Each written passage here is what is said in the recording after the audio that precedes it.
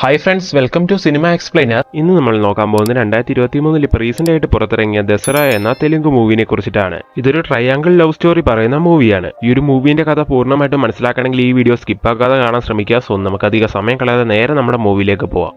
മൂവിയുടെ തുടക്കത്തിൽ ഒരു ഗ്രാമം കാണിക്കുവാണ്. ഈ ഗ്രാമത്തിലാണ് നമ്മുടെ നായകനായ ധരണിയും നായികയായ വെണ്ണിലൊക്കെ താമസിച്ചു വരുന്നത്. ഈ ഗ്രാമത്തിൽ വലിയൊരു കൽക്കരി പാടമുണ്ട്. സോ ആ ഗ്രാമത്തിലെ ഒട്ടുമിക്ക ആൾക്കാരും അവിടുത്തെ ജോലിക്കാരാണ്. പിന്നെ ആ ഗ്രാമത്തിൽ എടുത്തു പറയേണ്ട മറ്റൊരു കാര്യമുണ്ട്. അവിടെ ഒരു ചാരായക്കടയുണ്ട്. ആ ഗ്രാമത്തിലുള്ള എല്ലാ ആണുങ്ങളും ഒത്തുകൂടുന്നൊരു സ്ഥലം ഏതാന്ന് നോക്കിയിട്ടുണ്ടെങ്കിൽ അത് ഈ ചാരായക്കടയാണ്. രാവിലെ പണിക്ക് പോകുന്നതിന് മുമ്പ് ആ ചാരായക്കടയിൽ പോയി ഒരെണ്ണം അടിച്ചാൽ മാത്രമേ അവർക്കൊരു മൂടാവുള്ളൂ. നമ്മളൊക്കെ പറയില്ലേ, രാവിലെ ഒരു ചായ കുടിച്ചാലേ ഒരു രസമുള്ളൂ എന്ന്. അതേപോലെ അങ്ങനെ ഇപ്പൊ ആ സീക്വൻസ് എല്ലാം കാണിക്കുവാണ്. രാവിലെ ഇപ്പൊ 8 മണി ആയിട്ടേ ഉള്ളൂ. അപ്പോഴേക്കും ആ ചാരായക്കടയുടെ മുമ്പിൽ വന്ന് കുറെ ആൾക്കാർ ഇങ്ങനെ വെയിറ്റ് ചെയ്യുവാണ്. അതൊന്ന് തുറന്നു കഴിഞ്ഞ് അവിടെ നിന്ന് കുടിച്ച് ഒന്ന് പണിക്ക് പോകാനായിട്ട്. അങ്ങനെ ഇപ്പൊ പുറത്ത് അവർ വെയിറ്റ് ചെയ്തിരിക്കുന്ന അതേ സമയം തന്നെ അവിടേക്ക് ആ ചാരായക്കടയുടെ കീയുമായിട്ട് ഒരു വ്യക്തി വന്നത് തുറക്കുവാണ്. അപ്പോഴേക്കും അവിടെ കൂടി നിന്ന ആൾക്കാരെല്ലാം തിക്കും തിരക്കും ഉണ്ടാക്കി സാധനം വാങ്ങി അടിക്കുന്നു. ഈ ഗ്രാമത്തിനെ പറ്റി ഒരു കാര്യം പറയാൻ വിട്ടുപോയി. ജാതിയുടെ വേർതിരിവ് ഒരുപാടുള്ള ഒരു ഗ്രാമമാണിത്. ഏത് ജാതിയിൽപ്പെട്ട ആൾക്കാർക്കും അവിടുന്ന് ചാരായം വാങ്ങാം. പക്ഷെ ഉയർന്ന ജാതിക്കാർക്ക് മാത്രം അതിന്റെ അകത്ത് ഇരുന്ന് കഴിക്കാൻ കഴിയുള്ളൂ. താഴ്ന്ന ജാതിയിലുള്ള ആൾക്കാരെല്ലാം പുറത്തു നിന്ന് വേണം കഴിക്കാൻ. അടുത്ത സീനിൽ കാണിക്കുന്ന ഈ മീശക്കാരനാണ് ഈ ചാരായക്കടയുടെ ഓണർ. ഇയാൾക്കൊരു മിനിസ്റ്ററിന്റെ സ്ഥാനമാണ് ആ നാട്ടില്. കാരണം ഇയാളല്ലേ ആ ചാരായക്കട നടത്തുന്നത്. അതുകൊണ്ട് തന്നെ നാട്ടുകാർക്ക് മുഴുവൻ അയാളോട് അതിന്റെ ഒരു ബഹുമാനമുണ്ട്. അതുകൊണ്ടാണ് ഒരു മിനിസ്റ്ററിന്റെ സ്ഥാനമാണെന്ന് പറയാൻ കാരണം. അങ്ങനെ ഇപ്പൊ അയാൾ ആ ചാരായ ഷോപ്പിൽ ഇരുന്നുകൊണ്ട് മദ്യപിച്ചുകൊണ്ടിരിക്കുന്ന സമയത്താണ് ടിവിയിൽ വരുന്ന ഒരു ന്യൂസ് കാണുന്നത്. അവിടുത്തെ ഗവൺമെന്റ് ചാരായം ബാൻ ചെയ്തിരിക്കുന്നു. അങ്ങനെ ഗവൺമെന്റ് ലോ വന്നുകൊണ്ട് തന്നെ ആ ചാരായ ഷോപ്പ് അടച്ചു പൂട്ടുന്നതായിട്ട് കാണിക്കുവാണ്. പെട്ടെന്ന് അവരുടെ കുടിവെള്ളം മുട്ടിപ്പോയ പോലെ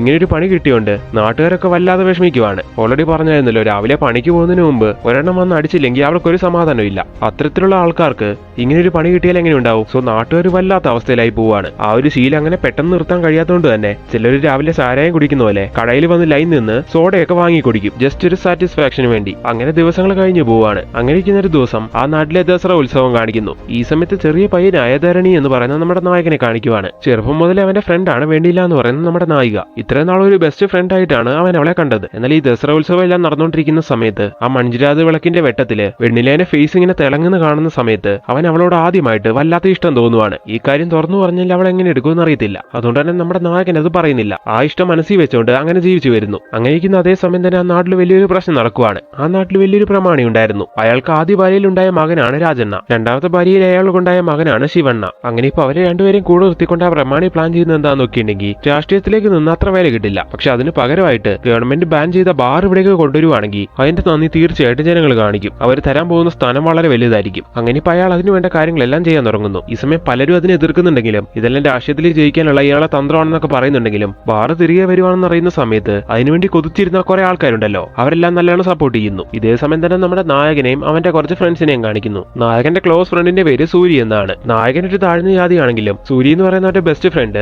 ഒരു ഉയർന്ന ജാതിയാണ്. പക്ഷെ ജാതിയുടെ വേർതിരിവൊന്നും ഇവരുടെ ഇടയിലില്ല. ഇപ്പൊ ഒരു ഫ്രണ്ട്സ് എല്ലാം ഒരുമിച്ച് നിൽക്കുന്ന സമയത്ത് സൂര്യൻ നായകനോട് പറയുകയാണ്, എടാ എനിക്ക് വെണ്ണില എന്നെ ഒരുപാട് ഇഷ്ടമാടാ. ഇത് കേൾക്കുന്ന നായകൻ വല്ലാതെ ഷോക്ക് ആവുന്നു. കാരണം ആരും അറിയാത്ത നായകൻ അവളെ പ്രണയിക്കുന്നുണ്ടല്ലോ. ഇപ്പൊ നമ്മുടെ നായകനോട് സൂര്യയാണോ വെണ്ണിലാണോ നിനക്ക് വലുതെന്ന് ചോദിച്ചാൽ നായകൻ സൂര്യന്റെ പേര് പറയും. അത്രയ്ക്ക് ഇഷ്ടമായിരുന്നു സൂര്യനെ അവന്. അതുകൊണ്ട് അവന്റെ മനസ്സിലുണ്ടായിരുന്ന വെണ്ണിലേനെ അവൻ സൂര്യക്ക് വിട്ടുകൊടുക്കുവാണ്. അങ്ങനെ ഇരിക്കുന്ന അതേ സമയം തന്നെയാണ് ആ നാട്ടിലുള്ള പ്രമാണി മരിച്ചു പോകുന്നത്. അയാളുടെ മരണത്തോടെ അയാളുടെ 2 ആൺമക്കളും ഓരോ വഴിക്കാവുന്നു. ആ പ്രമാണി ആഗ്രഹിച്ച പോലെ ആ നാട്ടിലെ കൺട്രോൾ മുഴുവൻ പിടിച്ചെടുക്കാൻ വേണ്ടി അയാളുടെ 2 മക്കളും ശ്രമിക്കുവാണ്. അങ്ങനെ ആ പവർ ഒറ്റയ്ക്ക് പിടിച്ചെടുക്കാൻ വേണ്ടി 2 മക്കളും 2 വഴിക്ക് പിരിയുന്നു. അങ്ങനെ 2 പാർട്ടി ഉണ്ടാക്കുവാണ്. ആ നാട്ടിലെ ആണുങ്ങളുടെ വോട്ടാണ് ഏറ്റവും കൂടുതൽ. അതുകൊണ്ട് അവർക്ക് മദ്യം കൊടുത്ത് വശത്താക്കാന്നുള്ള രീതിയിൽ അവർ ചിന്തിക്കുവാണ്. രാജൻ ആ കാര്യം വർക്കൗട്ട് ആക്കുന്നതിന് മുമ്പ് തന്നെ ശിവണ്ണ ആ കാര്യം വർക്കൗട്ട് ആക്കി. അങ്ങനെ ആ ഇലക്ഷനിൽ അയാൾ ജയിക്കുകയും ചെയ്യുന്നു. ശിവണ്ണയ്ക്ക് ആ ഐഡിയ എല്ലാം പറഞ്ഞു കൊടുത്തത് ശിവണ്ണന്റെ മകനായ ചിന്ന നമ്പിയാണ്. അങ്ങനെ ആ സിനിമ കട്ടാവുകയാണ്. അടുത്ത സീനിൽ പ്രസന്റ് സിറ്റുവേഷൻ കാണിക്കുന്നു. ഇപ്പൊ വളർന്നു വലുതായ നമ്മുടെ നായകനെ കാണിക്കുവാണ്. അവനും അവന്റെ ഫ്രണ്ട്സും കൂടി കൽക്കരി എല്ലാം കൊണ്ടുവന്ന് ട്രെയിനിന്റെ മുകളിലേക്ക് കയറുവാണ്. എന്നിട്ട് അവനും അവന്റെ ഫ്രണ്ട്സും കൂടി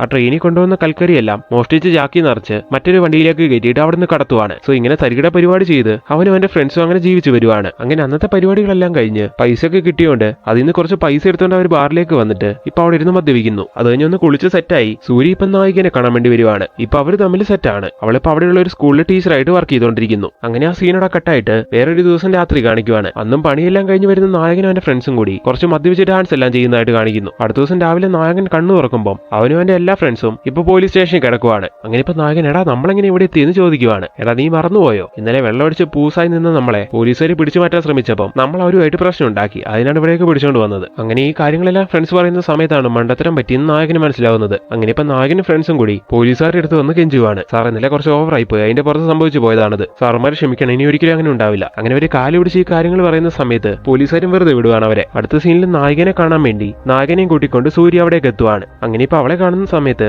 എനിക്കൊരു ഉമ്മ വേണമെന്ന് സൂര്യ പറയുന്നു. പിന്നെ ഉമ്മയൊന്നും എനിക്ക് തരാൻ കഴിയില്ല എന്ന് ഈ സമയത്ത് അവൾ പറയുവാണ്. ഈ സമയത്ത് അവളുടെ മുടുക്കി പിടിച്ച് വലിച്ച് നായകൻ അവളെ ഭീഷണിപ്പെടുത്തുവാണ്. സൂര്യ ഒരു ഉമ്മ ചോദിച്ചാൽ നിനക്ക് കൊടുത്താൽ എന്താന്നൊക്കെ ചോദിക്കുവാണ് അവളോട് അവൻ. അടുത്ത സീനിൽ ശിവണ്ണ എന്ന് പറയുന്ന വ്യക്തിനെ അയാളുടെ മകൻ ചിന്ന നമ്പിനെ കാണിക്കുന്നു. ഈ നാട്ടിൽ ഈ വർഷം പുതിയതായിട്ട് വോട്ട് ചെയ്യാൻ പോകുന്ന 150 പേരുടെ ലിസ്റ്റ് വന്നിട്ടുണ്ട്. ആ വോട്ട് മുഴുവൻ നമ്മൾ അങ്ങനെ പിടിക്കുമെന്നൊക്കെ ഇപ്പൊ ശിവണ്ണ ചോദിച്ചുകൊണ്ടിരിക്കുന്നു. അതിന് അയാളുടെ മകനായ ചിന്ന നമ്പി ഒരു ഐഡിയ പറഞ്ഞു കൊടുക്കുവാണ്. നമുക്കൊരു ക്രിക്കറ്റ് മാച്ച് നടത്താം, അതിൽ ജയിക്കുന്നവർക്ക് നമ്മുടെ ബാറിലെ ക്യാഷർ ജോലി കൊടുക്കാന്ന് പറയാം. അത് മാത്രമല്ല ക്രിക്കറ്റ് കളിക്കാൻ വരുന്ന എല്ലാവരുടെയും കയ്യിൽ കമ്പൽസറി ആയിട്ട് നമ്മുടെ മോതിരം ഉണ്ടാവണം. മോതിരം എന്നവർ ഉദ്ദേശിക്കുന്നത് അവരുടെ പാർട്ടി ചിഹ്ന മോതിരമായിരുന്നു. സോ ചിന്ന നമ്പി പറഞ്ഞു വരുന്നത് എന്താന്ന് നോക്കിയിട്ടുണ്ടെങ്കിൽ പാർട്ടി ചേർന്നാൽ മാത്രമേ അവരെ ക്രിക്കറ്റ് കളിക്കാൻ സമ്മതിക്കുകയുള്ളൂ. ആ ഒരു ജോലി എന്ന് പറഞ്ഞാൽ ആ നാട്ടിലെ ഗവൺമെന്റ് ജോലിനേക്കാളും വലുതാണ്. സോ പുതുതായിട്ട് വോട്ട് ചെയ്യാൻ വരുന്ന 150 ആൾക്കാർ അത് വിടില്ല. ആ ജോലിക്ക് വേണ്ടി അവർ ആ പാർട്ടി ചേരും, ഉറപ്പാണ്. അങ്ങനെ വോട്ട് വലിക്കാന്നാണ് ഇവര് പ്ലാൻ ചെയ്യുന്നത്. അതുപോലെ ചിന്ന നമ്പി ഈ സമയത്ത് വേറൊരു കാര്യം കൂടി പറയുന്നു. ഇനി ഇലക്ഷൻ അച്ഛൻ നിൽക്കണ്ട, പകരം ഞാൻ നിൽക്കാം. അങ്ങനെ അതിന് വേണ്ട കാര്യങ്ങളും ചെയ്യുന്നു. ഇതേ സമയത്ത് നമ്മുടെ നായികന്റെ വീട്ടിൽ അവളുടെ അമ്മ അവളെ ഒരു കല്യാണം കഴിപ്പിക്കാനുള്ള കാര്യങ്ങളെല്ലാം ചെയ്തുകൊണ്ടിരിക്കുകയാണ്. എന്നാൽ നായിക ഓപ്പൺ ആയിട്ട് പറയുകയാണ്,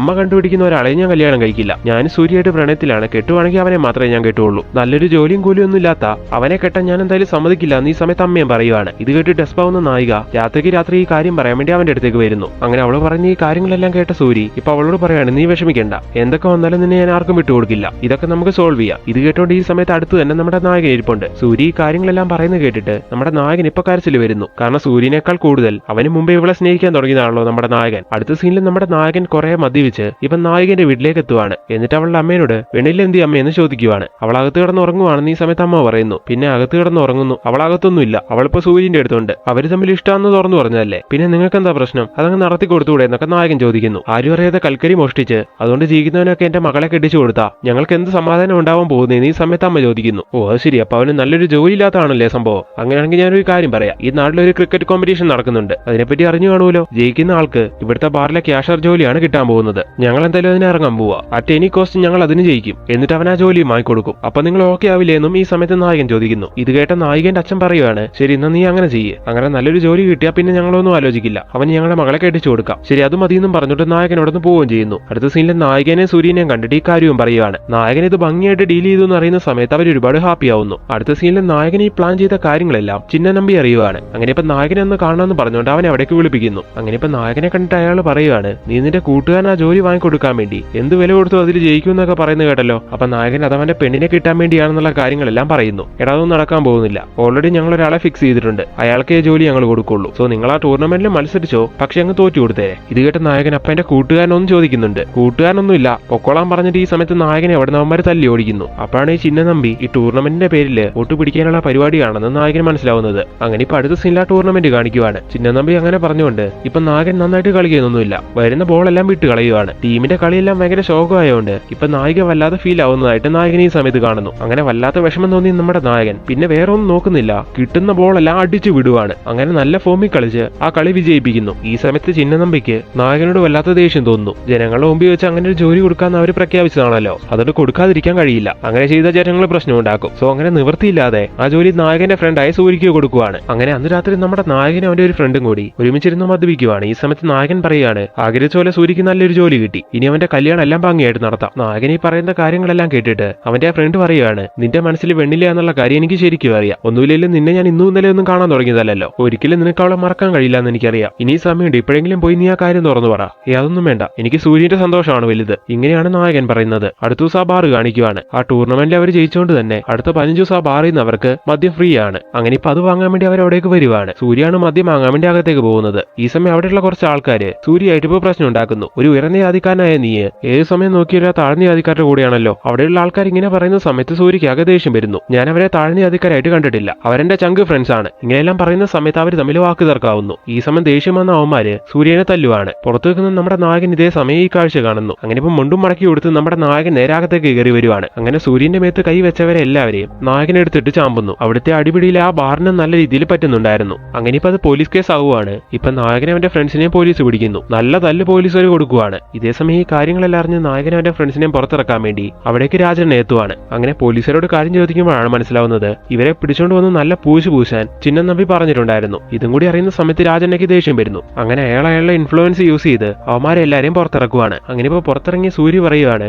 അണ്ണ മത്സരിക്കാൻ നിൽക്കണം. ഇപ്പൊ ഞങ്ങൾക്ക് ചെയ്ത ഈ സഹായം നിങ്ങൾക്ക് ഈ നാട്ടിലുള്ള പലർക്കും ചെയ്യാൻ കഴിയില്ലേ? അണ്ണൻ ഞങ്ങൾക്ക് വേണ്ടി നിൽക്കുവാണെങ്കിൽ ഞങ്ങൾ അണ്ണനും വേണ്ടി നിൽക്കും. അണ്ണനെ ഞങ്ങൾ ജയിപ്പിക്കും. ഇത് കേൾക്കുന്ന രാജണ്ണ പറയുവാണ്, ഞാൻ നിങ്ങളുടെ വോട്ട് വാങ്ങി ജയിക്കാൻ വന്ന ആളല്ല. നിങ്ങളെ അവർ കുടിക്കുന്ന അറിഞ്ഞിട്ട് നിങ്ങളെ രക്ഷപ്പെടുത്താൻ വന്നതാണ്. ഇത് തന്നെയാണ് ഞങ്ങളും പറയുന്നത്. ജനങ്ങളെ ബുദ്ധിമുട്ടിക്കുന്നവര് ഇനി അങ്ങനെ ജയിക്കാൻ പാടില്ല. ഇവരങ്ങനെ നിർബന്ധിക്കുന്നുണ്ട്. രാജണ്ണ ഏറ്റവും അവസാനം അതിന് ഓക്കെ പറയുവാണ്. ശരി, ഞാൻ മത്സരിക്കാമെന്ന് പറയുന്നു. അങ്ങനെ നായകനും സൂര്യയും ബാക്കി അവരുടെ ഫ്രണ്ട്സും ആ നാട്ടുകാരെല്ലാം രാജണ്ണനെ സപ്പോർട്ട് ചെയ്യാൻ തുടങ്ങുന്നു. രാജണ്ണന്റെ പാർട്ടിന്റെ സിമ്പിൾ എന്താന്ന് നോക്കിയിട്ടുണ്ടെങ്കിൽ കമ്മലാണ്, സ്റ്റഡ് ആണ്. അങ്ങനെ ഇത്രയും നാളും കയ്യിലിട്ടുകൊണ്ടിരുന്ന ശിവണ്ണന്റെ പാർട്ടിന്റെ ആ മോതിരെല്ലാം നായകനും ഫ്രണ്ട്സും എല്ലാം അവരുടെ മുമ്പിൽ വെച്ച് തന്നെ ഊരി കളയുന്നു. എന്നിട്ട് അവരെല്ലാരും രാജണ്ണനെ സപ്പോർട്ട് ചെയ്യുന്ന രീതിയിൽ സ്റ്റഡ് ഇടുവാണ്. മറ്റേ പാർട്ടിയുടെ ഭരണവും അവരുടെ ദ്രോഹിക്കലെല്ലാം മതിയായതുകൊണ്ട് തന്നെ ആ നാട്ടിലെ ആണുങ്ങൾ മുഴുവൻ രാജണ്ണന്റെ പാർട്ടിക്ക് സപ്പോർട്ട് ചെയ്യുവാണ്. എന്നാൽ പെണ്ണുങ്ങൾ അതിലൊന്നും പങ്കെടുക്കുന്നില്ല. അങ്ങനെ അവരെ വിളിച്ചു കൂട്ടിയ കാര്യം ചോദിക്കുന്ന സമയത്ത് അവർ പറയുവാണ്, അവരുടെ ഏറ്റവും വലിയ പ്രശ്നം ആ നാട്ടിലെ ബാറാണെന്ന്. കൈ കിട്ടുന്ന പണം മുഴുവൻ അവരുടെ വീട്ടിലെ ആണുങ്ങള് ആ ബാറിൽ കൊണ്ടേ കുടിച്ചു തീർക്കുവാണെന്ന്. ആ കാര്യത്തിൽ എന്തെങ്കിലും ചെയ്താൽ മാത്രമേ അവര് സപ്പോർട്ട് ചെയ്യുള്ളൂ എന്നും പറയുന്നു. അവരുടെ ആ പ്രശ്നം കേൾക്കുന്ന രാജണ്ണ അവർക്ക് ഉറപ്പ് കൊടുക്കുവാണ്, ഈ ഇലക്ഷനിൽ ജയിക്കുവാണെങ്കിൽ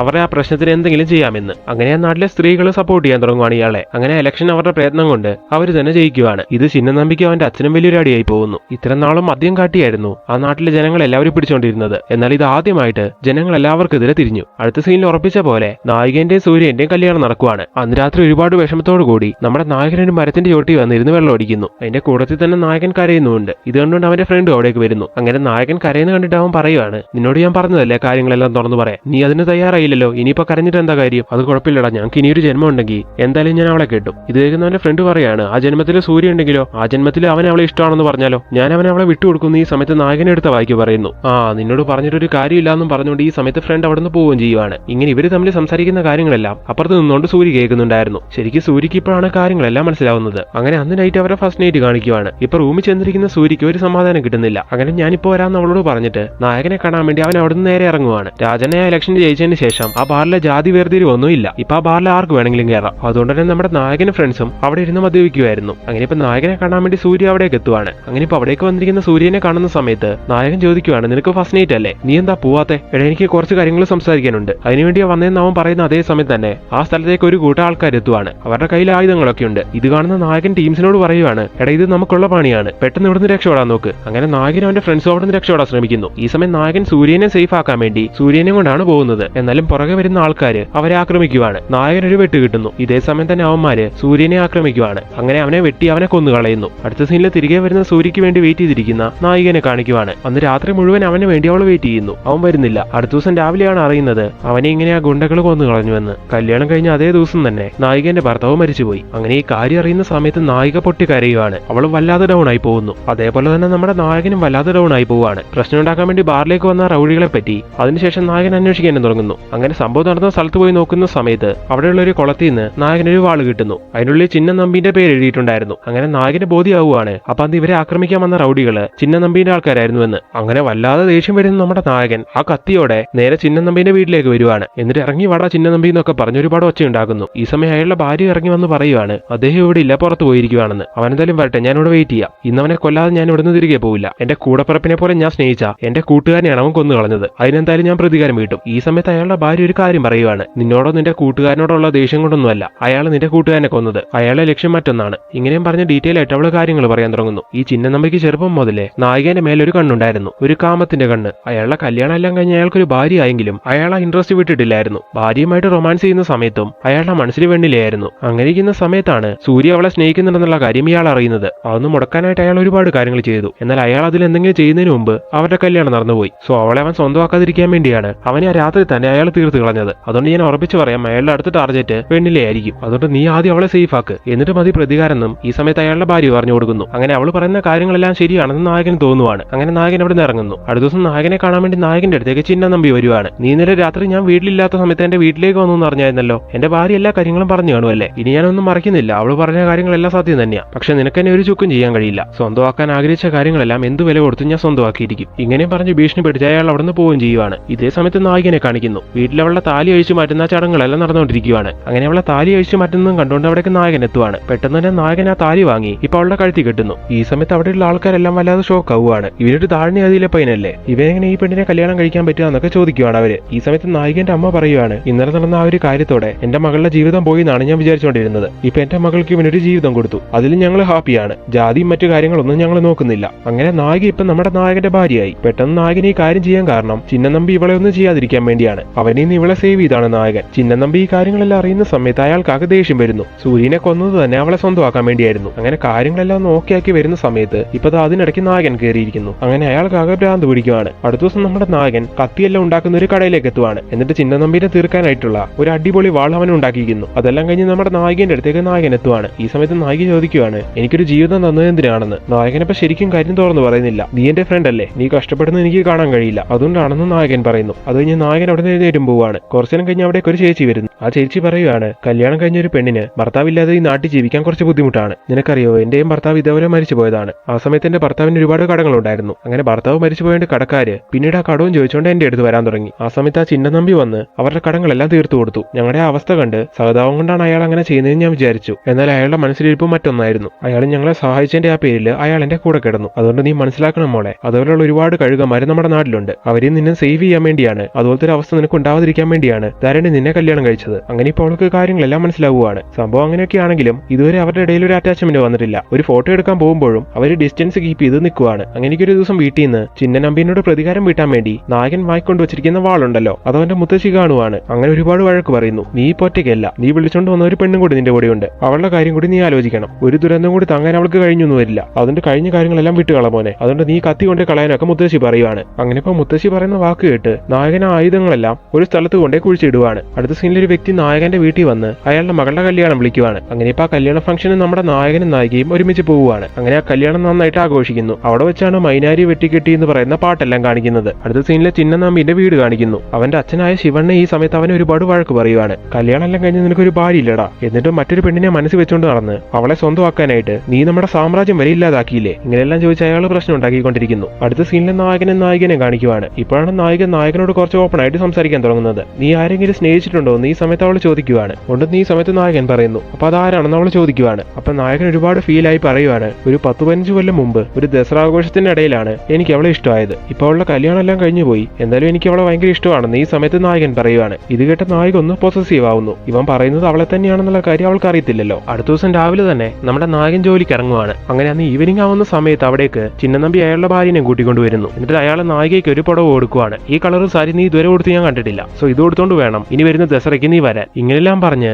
അയാൾക്ക് അവളോടുള്ള താല്പര്യമെല്ലാം അയാളിപ്പോ തുറന്നു പറയുന്നു. അതുപോലെ ആ ഒരു താല്പര്യം നിറവേറ്റാനായിട്ട് സൂര്യനെ ഇല്ലാതാക്കിയത് ഇയാളാണെന്നുള്ള കാര്യം ഇയാൾ ഈ സമയത്ത് തുറന്നു പറയുന്നു. ഇത് കേട്ട നായിക വല്ലാതായി പോവുകയാണ്. സൂര്യനെ ഇല്ലാതാക്കി നിന്നെ സ്വന്തമാക്കാനായിരുന്നു എന്റെ പ്ലാൻ, പക്ഷെ എന്ത് ചെയ്യാൻ, അതിനിടയ്ക്ക് ആ ധരണി കയറി വന്നു. ചെറുപ്പം മുതലേ അവൻ നിന്നെ സ്നേഹിച്ചുകൊണ്ടിരിക്കുവല്ലേ, എനിക്കറിയാം അവൻ നിനക്ക് കാവലുള്ളിടത്തോളം കാലം എനിക്ക് നിന്നെ തൊടാൻ പോലും കഴിയില്ല. അതുകൊണ്ട് ഇനി എന്റെ ടാർഗറ്റ് അവനാണ്, അവനെ തീർത്തിട്ട് നിന്റെ അടുത്തേക്ക് ഞാൻ എത്തിക്കോളാം. ഇങ്ങനെല്ലാം പറഞ്ഞ് ഭാര്യനെയും കൂട്ടിക്കൊണ്ട് ചിന്നനമ്പി അവിടെ നിന്ന് പോവുകയും ചെയ്യുന്നു. അയാളെ പറയുന്ന കാര്യങ്ങളെല്ലാം കേൾക്കുന്ന നായിക റിയലൈസ് ചെയ്യുവാണ്. അപ്പൊ നായകൻ ചെറുപ്പം മുതൽ സ്നേഹിച്ചുകൊണ്ടിരിക്കുന്നത് തന്നെയാണെന്ന്. അങ്ങനെ സിനിമ കട്ടായിട്ട് ആ നാട്ടിലെ ദസറ ആഘോഷം കാണിക്കുന്നു. ഇപ്പൊ അതിലും നായകനും പങ്കെടുക്കുവാണ്. ഈ സമയത്ത് നായകനെ തീർക്കാൻ വേണ്ടി ചിന്നനമ്പി അയാളുടെ കുറെ ആൾക്കാരെ അവിടേക്ക് പറഞ്ഞയച്ചിട്ടുണ്ട്. അങ്ങനെ ഇപ്പൊ അവന്മാരെല്ലാം വന്ന് നായകനെ കൊല്ലാൻ വേണ്ടി പഠിച്ച പണി 18 ചെയ്തുകൊണ്ടിരിക്കുന്നു. എന്നാൽ നായകൻ അവരെ എല്ലാവരും എടുത്തിട്ട് പൂശിക്കൊണ്ടിരിക്കുകയാണ്. ഇതേ സമയം ഈ കാര്യങ്ങളെല്ലാം അറിഞ്ഞിട്ട് അവിടേക്ക് നമ്മുടെ നായിക എത്തുന്നു. ആൾക്കാരെല്ലാം ചുറ്റും വളഞ്ഞു നിന്ന് നായകൻ ഒരുപാട് ആക്രമിക്കുവാണ്. നായകൻ ഒരുപാട് പരിക്കെല്ലാം പറ്റുന്നുണ്ട്. പക്ഷെ ഇപ്പോഴാണ് ഒരു കാര്യം മനസ്സിലാവുന്നത്. അന്ന് മുത്തശ്ശി പറഞ്ഞിട്ട് നായകൻ ആയുധം എല്ലാം കൊണ്ടേ കുഴിച്ചു വെച്ച ഒരു സ്ഥലം ഉണ്ടല്ലോ, ആ സ്ഥലമായിരുന്നു ഇത്. അങ്ങനെ ഇപ്പൊ ആ കുഴിച്ചു വെച്ച സ്ഥലത്ത് നിന്ന് നായകൻ ആയുധങ്ങളെല്ലാം മാന്തി എടുക്കുവാണ്. എന്നിട്ട് അത് വെച്ച് ആക്രമിക്കാൻ വരുന്ന ആൾക്കാരെല്ലാം വെട്ടിക്കൊല്ലുന്നു. അപ്പോഴേക്ക് ഈ കാര്യങ്ങൾ അറിഞ്ഞിട്ട് അവിടേക്ക് പോലീസുകാർ എത്തുവാണ്. അങ്ങനെ നായകനെ പിടിച്ചോണ്ട് പോകാൻ തുടങ്ങുന്നു. നായകനെ ഇപ്പൊ പോലീസുകാർ പിടിച്ചോണ്ട് പോയാ